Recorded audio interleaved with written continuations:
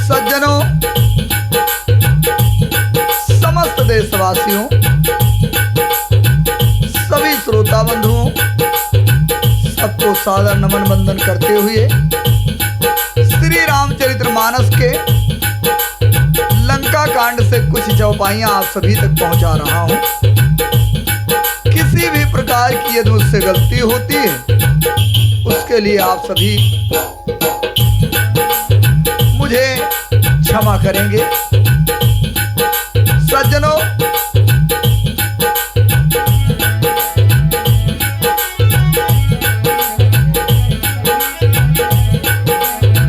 तुलसीदास जी ने लिखा है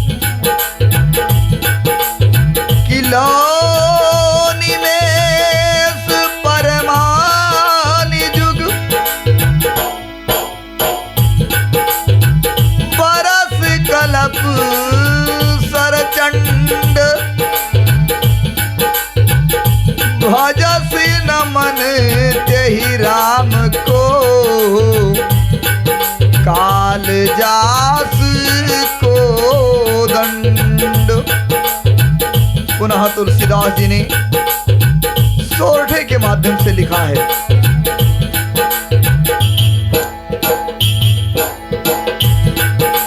सिंधु बचनी सुनि राम। सज्जनों, प्रसंग उस समय का है जिस समय समुद्र से विनय करते हैं, समुद्र नहीं मानता है और इसके बाद भगवान राम धनुष पर बाण चढ़ाते हैं। त्यों ही विप्र का रूप बना करके आता है और समुद्र युक्ति बताता है कि नल और नील के माध्यम से आप सागर पर पुल बनाइए। सज्जनों, तुलसीदास जी ने लिखा है, सिंधु बचनी सुनि राम, सचिव बोल प्रभु अस कहो।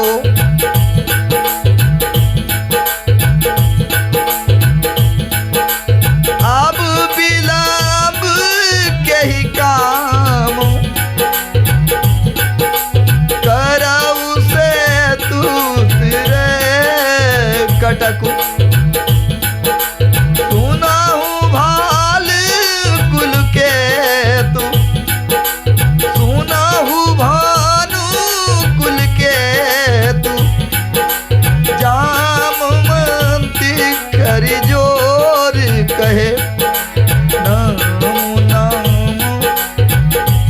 ओ नाथ नाम तौ से तू नर चढ़ी भव सागरी तरही।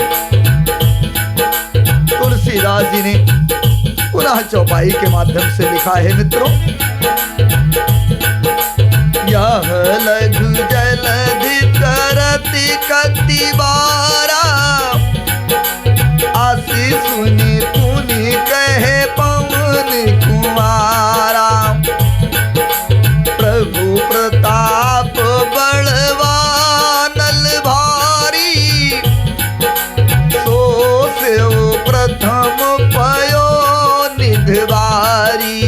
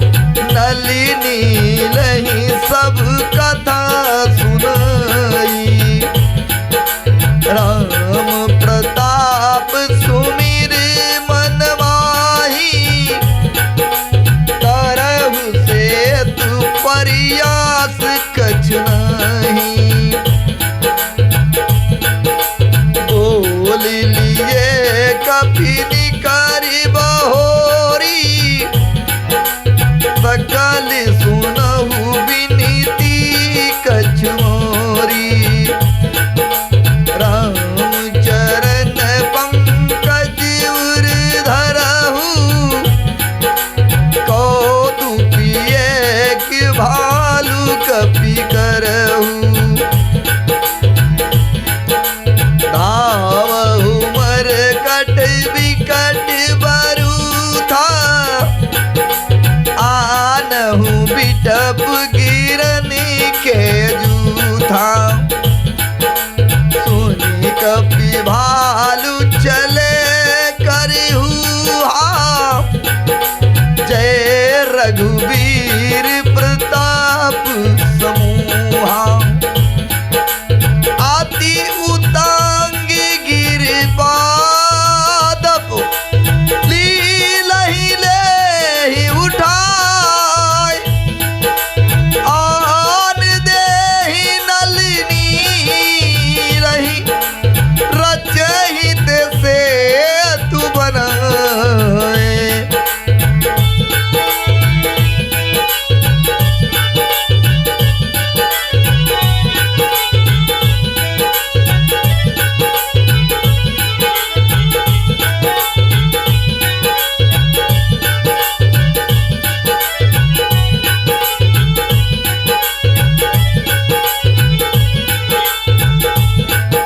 जब समुद्र ने कहा कि नल नील के द्वारा पुल का निर्माण करवाइए, समुद्र के वचन सुनकर प्रभु राम जी ने मंत्रियों को बुलाकर ऐसा कहा, अब विलंब किस लिए हो रहा है? पुल तैयार करो जिसमें सेना उतरे। जामवान ने हाथ जोड़कर कहा कि हे सूर्य कुल के ध्वजारूप श्री राम जी सुनिए। हे नाथ, सबसे बड़ा सेतु तो आपका नाम ही है, जिस पर चढ़कर, जिसका आश्रय लेकर के मनुष्य संसार रूपी समुद्र से पार हो जाता है। फिर यह छोटा सा समुद्र पार करने में कितनी देर लगेगी? ऐसा सुनकर फिर पवन कुमार हनुमान जी ने कहा, प्रभु का प्रताप भारी वर्णवानल है, समुद्र की आग है, और इसने पहले समुद्र के जल को सोख लिया था, परंतु आपके शत्रुओं की स्त्रियों के आंसुओं की धारा से यह फिर भर गया और उसी से खारा भी हो गया। हनुमान जी यह अलंकार पूर्ण युक्ति सुनकर, हनुमान जी की यह अलंकार पूर्ण युक्ति सुनकर के बानर रघुनाथ जी की ओर देखकर हर्षित हो गए।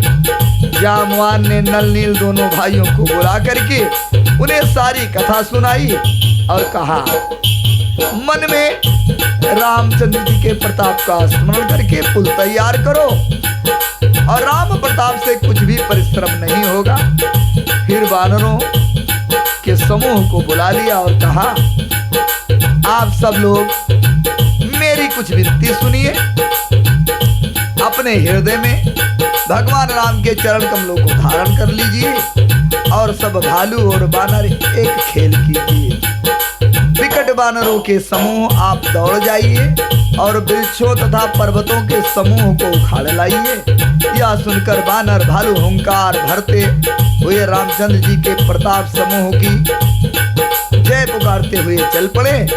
ऊंचे नीचे पर्वतों और वृक्षों को खेल की तरह उठा लेते हैं और ला करके नल नील को दे देते हैं। वे अच्छी तरह से गढ़कर सुंदर सेतु का निर्माण कर रहे हैं। सज्जनों, तुलसीदास जी ने लिखा है, सुनिएगा चौपाई के माध्यम से। सहेली विशाल आने कपि देहि, कंदुक यूं नल नील तेलेहि। देखि सेत अति सुंदर रचना, बिहसी कृपा निधि बोले बचना।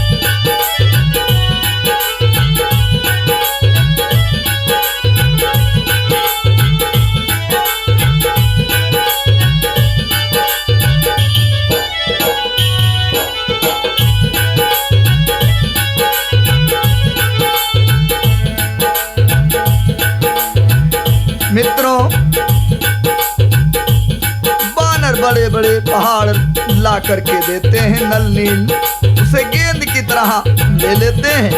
श्वेत की अत्यंत सुंदर रचना देख कर कृपा सिंधु राम जी हंस कर वचन बोले,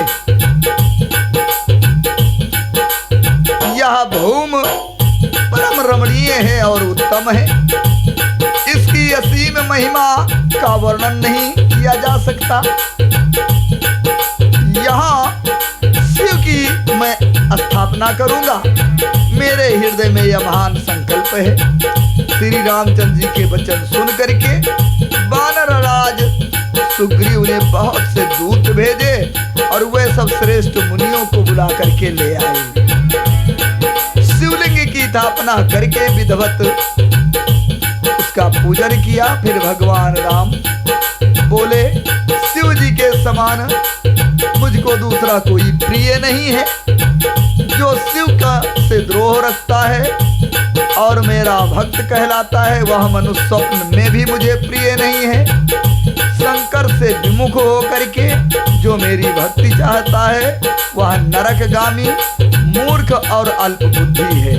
जिनको शंकर जी प्रिय हैं, परंतु जो मेरे द्रोही हैं एवं जो शिव के द्रोही हैं, वो मेरे दास बनना चाहते हैं, वे मनुष्य कल्प भर में घोर नरक में निवास करते हैं। मित्रों, तुलसीदास जी ने पुनः चौपाई के माध्यम से लिखा है, आप सभी सुने।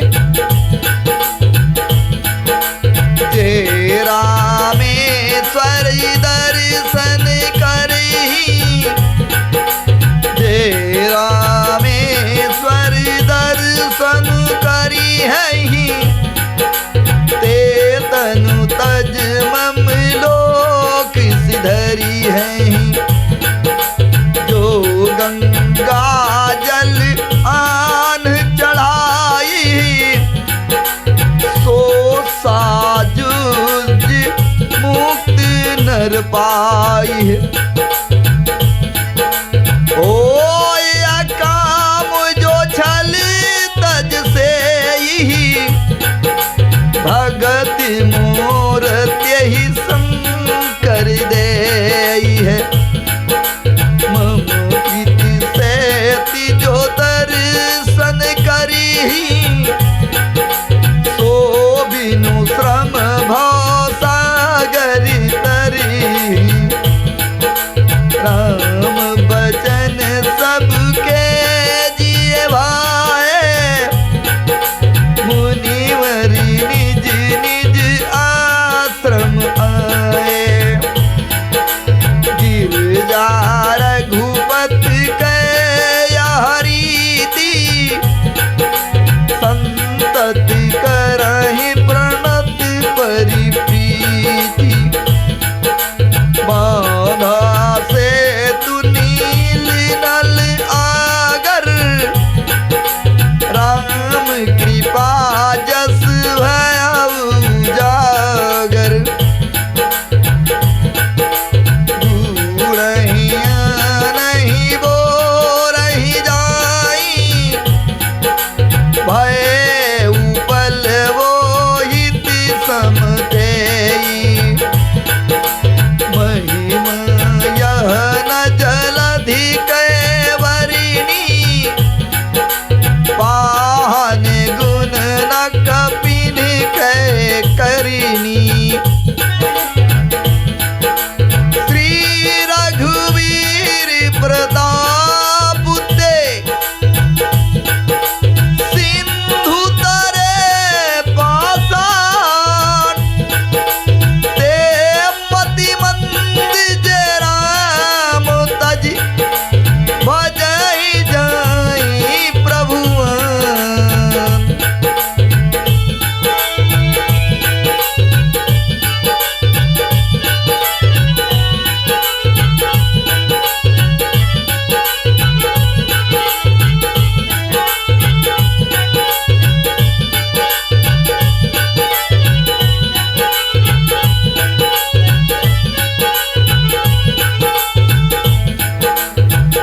मित्रों, भगवान रामचंद्र जी कह रहे हैं कि जो मनुष्य रामेश्वर जी का दर्शन करेंगे वे शरीर छोड़कर मेरे लोक को जाएंगे।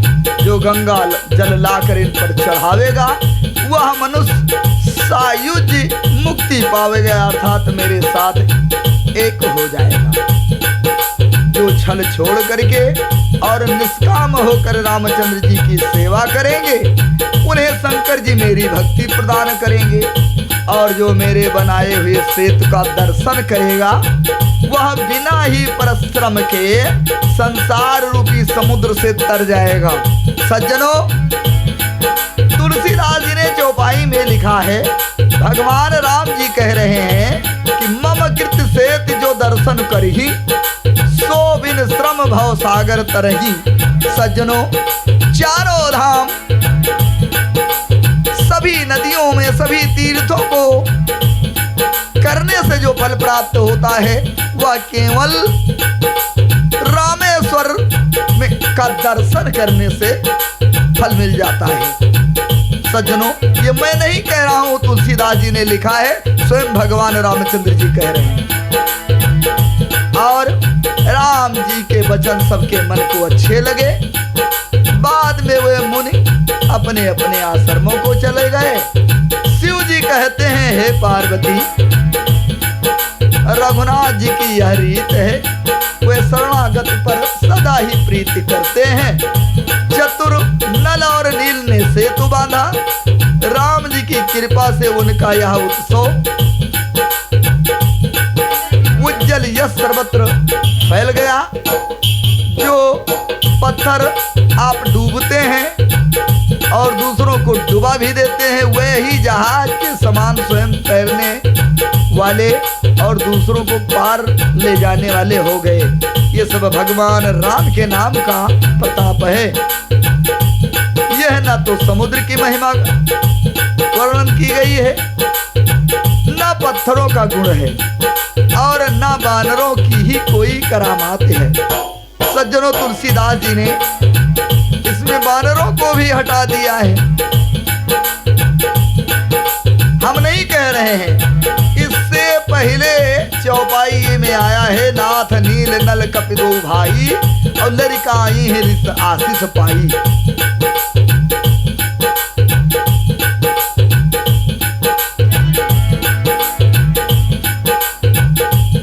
सज्जनों, वहां तो नल नील के हाथों का वर्णन किया गया, यहाँ सभी को हटा दिया गया है। ये क्या लीला है, स्वयं रघुवीर भगवान रामचंद्र जी जाने। रघुवीर के प्रताप से पत्थर भी समुद्र पर तैर गए। ऐसे राम जी को छोड़कर जो किसी दूसरे स्वामी को जाकर भजते हैं वे मंद बुद्धि के हैं। सज्जनों, तुलसीदास जी ने लिखा है, बांध सेतु अति सुदृढ़ बनावा, देखी कृपा नदी के मन भावा, चली सेन कछु बरनी न जाई, गरी जही मर कट भट समुदाई, सेतु रघुराई, चितव कृपाल सिंधु बहुताई, देखन कहु प्रभु करुणा कंदा, प्रकट भय सब जल चरि वृंदा, मकर नक्र नाना झख ब्याला, सती जो जन तन परम विशाला, ऐसे हुए नहीं देखाही, एक के डरते डराही, प्रभु विलोक डरही नहीं तारे, मन हरि सित सब भय सुखारे, तीन की ओट न देखिए बारी,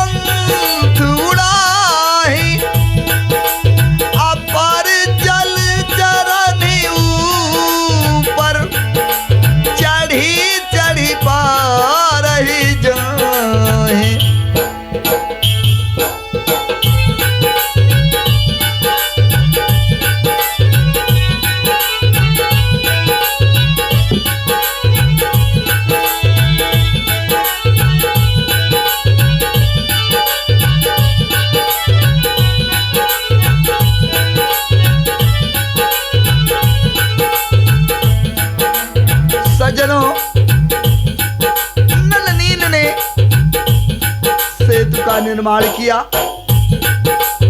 भगवान राम जी भी प्रसन्न हो गए। भगवान राम के दर्शन के लिए जलचरों का समूह प्रकट हो गया, यानी पानी के ऊपर निकल आए जो समुद्र के अंदर जीव जंतु थे। बहुत तरह के मगर, नाग, घड़ियाल, मच्छ और सर्प थे, जिनके 100 योजन के बहुत बड़े विशाल शरीर थे। कुछ ऐसे जंतु थे जो उनको भी खा जाएं, यानी 100 योजन से भी जिनके शरीर लंबे थे। किसी किसी के डर से तो वे भी डर रहे थे। सज्जनों, वे सब विरोध भूल करके प्रभु के दर्शन कर रहे थे, हटाने से भी नहीं हटते थे। रामचंद्र जी के दर्शन करते करते इतना प्रेम में मगन हो गए कि सब सुखी हो गए।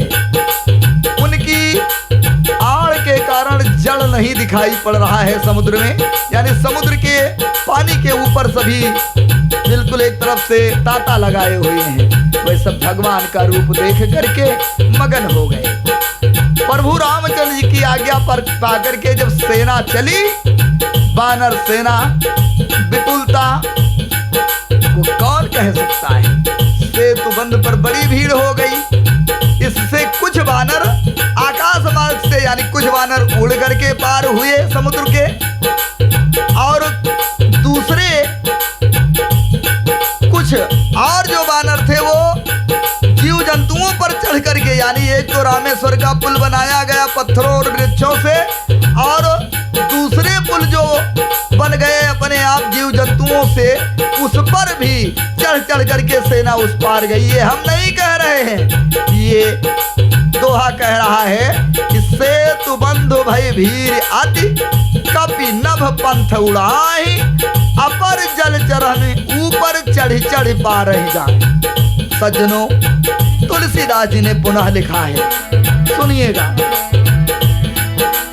अस कौतुक बिलो की दो भाई, बिहसी चले कृपाल रघुराई, सेन सहित उतरे रघुवीरा, कहीं न जाई कभी जूथ भीरा।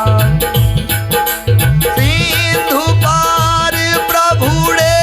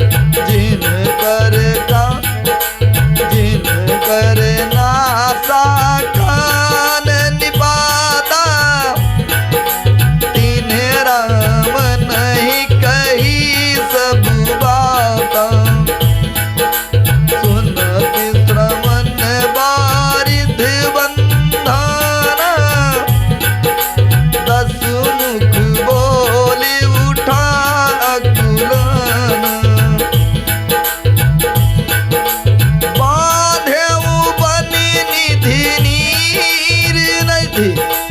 जलधि सिंधु बारी साति तोय निधि कंपित उदधि पयोधि नदीस।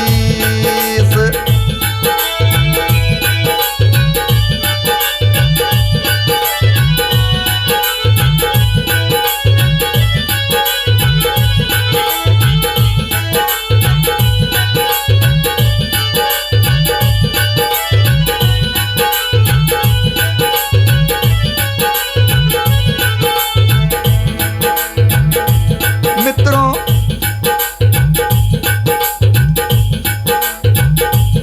कृपाल रघुनाथ जी तथा लक्ष्मण जी दोनों भाई ऐसा कौतुक देख करके हंसते हुए चले। श्री रघुवीर सेना सहित समुद्र के पार हो गए। वानरों और सेनापतियों की भीड़ कहीं नहीं जा सकती।